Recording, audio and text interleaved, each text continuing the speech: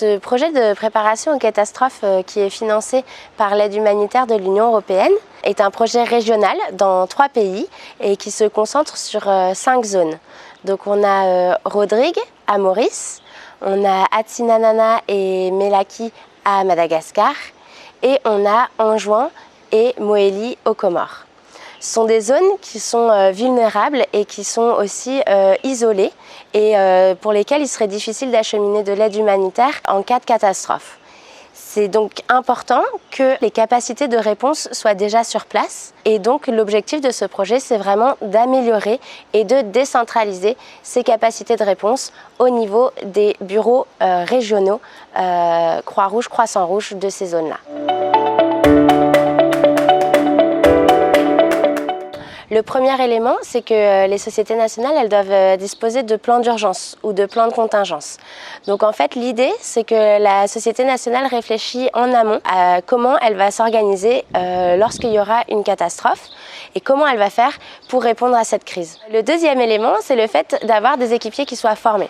Souvent, les volontaires de la Croix-Rouge et du Croissant-Rouge, ils sont en première ligne pour répondre à une catastrophe, donc soit pour prodiguer les premiers secours, soit pour faire des évaluations des besoins, soit pour mener d'autres activités d'assistance humanitaire. Souvent, ça peut être les 3 éléments combinés. Et donc, c'est vraiment important d'avoir des volontaires, des personnes qui sont formées pour réagir en situation d'urgence. Et enfin, le 3e élément, c'est le fait d'avoir des sites d'entreposage avec du matériel qui soit prépositionné pour que lorsqu'il y aura des besoins, on puisse rapidement sortir ce stock pour pouvoir appuyer les opérations d'urgence. En cas de catastrophe, déjà les sociétés nationales, en tant qu'auxiliaires des pouvoirs publics, elles vont travailler vraiment en coordination avec les autorités locales. Et ensuite, leurs actions, elles se font de différentes manières selon les différentes phases.